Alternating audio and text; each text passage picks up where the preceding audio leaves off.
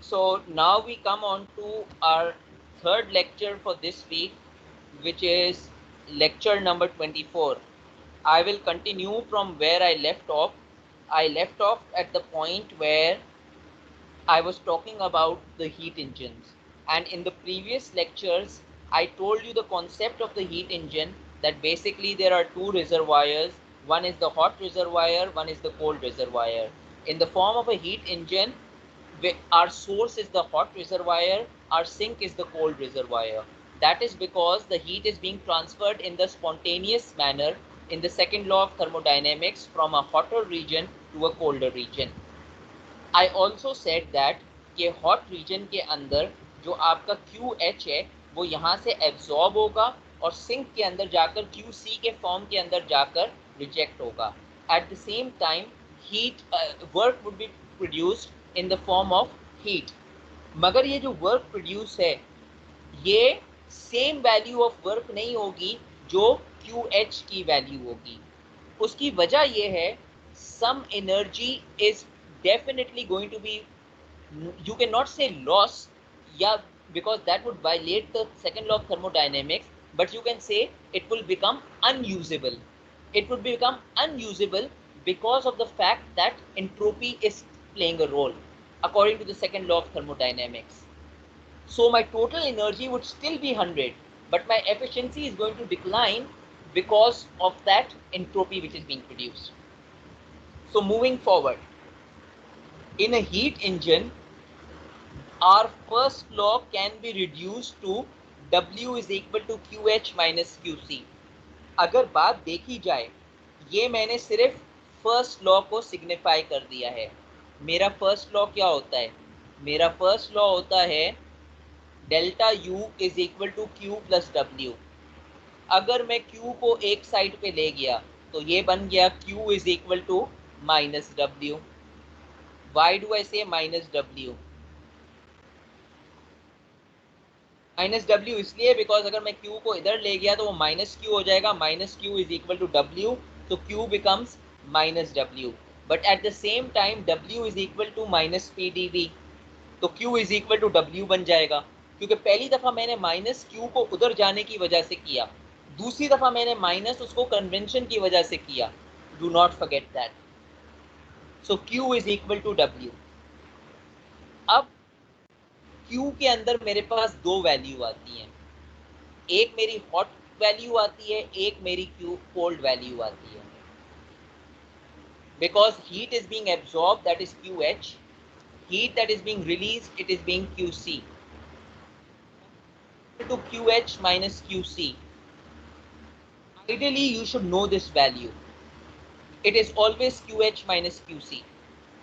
But suppose if you cannot remember it, or if I ask you to prove it, you can prove it from this diagram. You can make a simple sketch. You can say that QH से heat अंदर जा रही है heat engine में, मगर heat engine से QC बाहर जा रही है और W बाहर जा रहा है.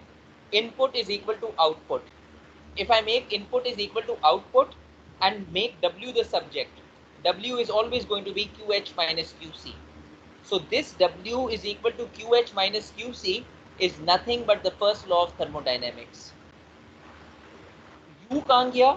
U is zero because of a cyclic process. So the thermal efficiency of a heat engine is defined, and why I have written it in modulus? To ignore the sign convention at this point. The thermal heat efficiency of a heat engine, यानी a heat engine कितना efficient है, अगर उसका मैं आपसे definition पूछूं, that is defined by the net output divided by the heat absorbed in the given system. It is given by the symbol, n को क्या बोलते हैं, मैं भी भूल गया हूं, ईटा बोलते हैं ना efficiency को? Yes sir, eta bolte hain. Eta ही है ना. It is given by eta. So if I ask you the definition of eta या efficiency, how would you define thermal efficiency of a heat engine? By definition, you will write that efficiency is defined as the output work, the net output work divided by the heat absorbed heat absorbed is always QH, इसके units नहीं होंगे क्योंकि ये ratio है। Heat output था वो भी joules के अंदर था, हीट एब्जॉर्ब भी जूल्स के अंदर था। फॉर्मूले में देखें मैंने लिखा है work output upon heat absorb, W upon QH। कभी कभार बच्चे इसको गलती से W अपॉन QC लिख देते हैं, that is wrong. QC is the heat rejected, हमेशा it is QH heat absorb, W upon QH। इसको अगर मैं सिंप्लीफाई करूंगा तो W की जगह में QH upon QH minus QC लिख सकता हूं according to the first law of thermodynamics. That is exactly what I have done. QH minus QC upon QH, जो नीचे वाला QH है that is dependent upon the original QH which is there. मैंने सिर्फ W की value substitute की है। So basically it becomes QH upon QH minus QC upon QH। QH upon QH is equal to 1 minus QC upon QH, कोई ratio हो जाएगा। So that is my efficiency and my value of efficiency will always be less than 1. If it is not less than 1, that is violating the law of thermodynamics. सही है? तो अगर the only reason it can become 1, यानी 1 से great तो efficiency हो ही नहीं सकती, 1 भी नहीं हो सकती। 1 क्यों नहीं हो सकती?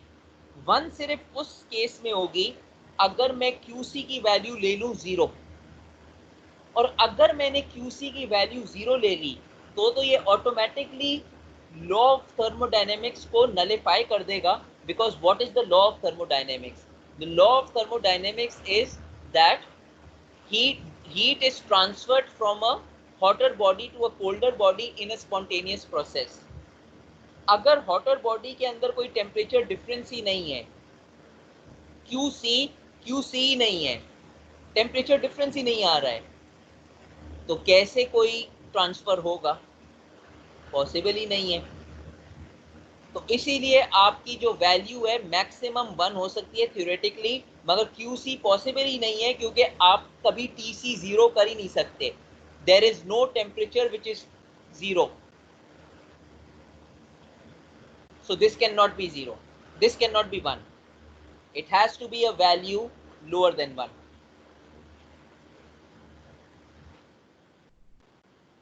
Absolute value signs are used to make the equations independent of sign. आप साइन कन्वेंशन को इग्नोर करने के लिए एब्सोल्यूट वैल्यू शुरू में रखते हो, बाद में सॉल्व करने के लिए आप उसकी वैल्यूज रख देते हो। फॉर टू बी यूनिटी और 100%, अब ये वही मैं बात जो मैंने की थी, QC must be 0, which is impossible based on the second law of thermodynamics. Second law of thermodynamics ने डिफाइन इसको इस तरह किया है कि ये QC 0 रखना इम्पॉसिबल है, तो आपकी कभी एफिशिएंसी 100 आ नहीं सकती। तो अगर आपको क्वेश्चन के अंदर लिखा हुआ है एफिशिएंसी 100% है, that is an illogical rubbish question, आप लिख दोगे इट इज नॉट पॉसिबल। कभी कभी मैं क्या करता हूँ, मैं क्वेश्चन के अंदर QC और QH की जगह चेंज कर लेता हूँ, ये मैं आपको दिखाऊंगा मैंने कैसे किया। और जब मैंने इसको चेंज किया तो क्या हुआ कि बच्चों की जो आंसर आ रहा होता है वो एफिशिएंसी से 100% से ज्यादा आ रहा होता है। जल्दी जल्दी के अंदर एग्जाम सिचुएशन होता है, वो उसको वैसा ही आंसर लिख लेते हैं, इग्नोर करके कि एफिशिएंसी 100% नहीं आती। ये क्वेश्चन मैंने लास्ट टाइम दिया था 19 को, I think out of 88 people only 3 people got this answer right, the rest of them did it wrong. और सवाल भी था मेरा ख्याल है 3 या 4 नंबर का, ऑटोमेटिकली मैंने 0 दे दिया था। कॉन्सेप्ट ही नहीं मालूम है आपको। जो किसी ने शुरू के अंदर ये पूछा था आर्ग्यूमेंट क्या होती है, this is argument. You will give the argument that QC can never be 0 because it is violating the second law of thermodynamics, the law of entropy. No engine has ever been built to approach this result. ऐसी कोई engine define नहीं हुई है जो 100% efficiency दे, क्योंकि कोई ना कोई हीट हमेशा रिजेक्ट होती है आपके कोल्ड रिजर्वायर के अंदर। अगर आपकी कोई भी हीट रिजेक्ट ना हो, इसका मतलब तो ये हो गया इसको देखें, इसको मैथमेटिकली देखें। अगर आप ये कहते हैं कि मेरी एनर्जी कोई भी हीट रिजेक्ट ना हो, इस डायग्राम को देखें, डायग्राम 2 को, डायग्राम बी को। अगर आप बोलें क्यू सी रिजेक्ट ना हो, इसका क्या मतलब हो गया? इसका मतलब हो गया Q H is equal to W, input is equal to output, क्योंकि Q C is equal to 0। यही हो गया ना? यस या नो?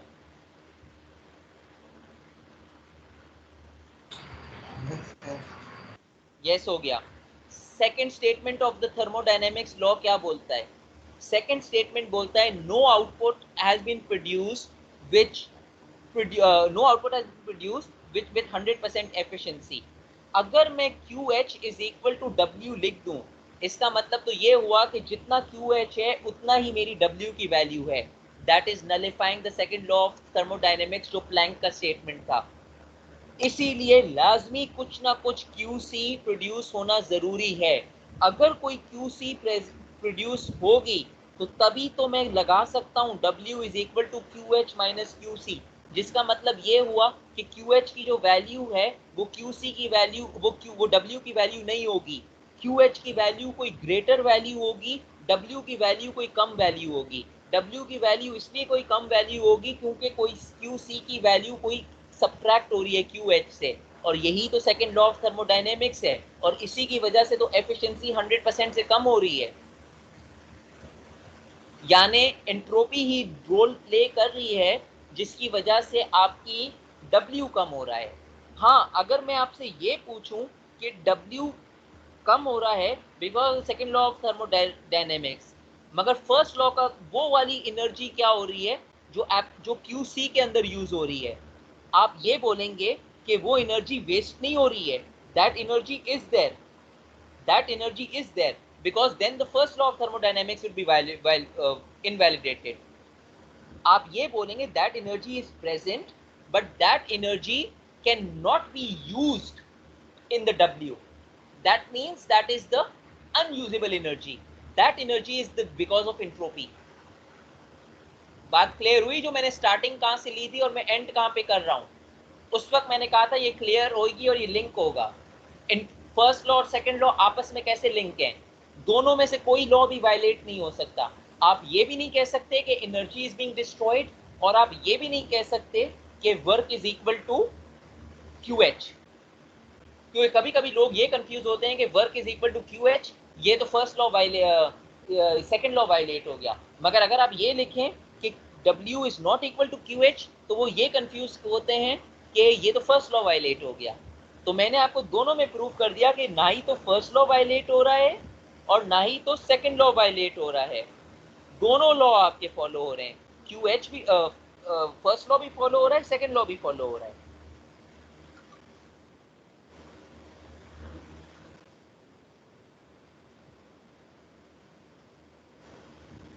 इसीलिए आपकी एफिशिएंसी की वैल्यू जो डिराइव हुई है, you should know this derivation.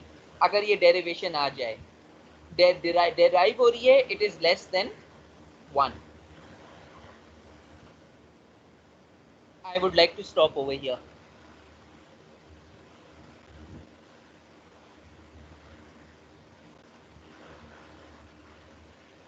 In the next class, we will focus on a specific type of a heat engine, which is the Carnot principle, the Carnot engine.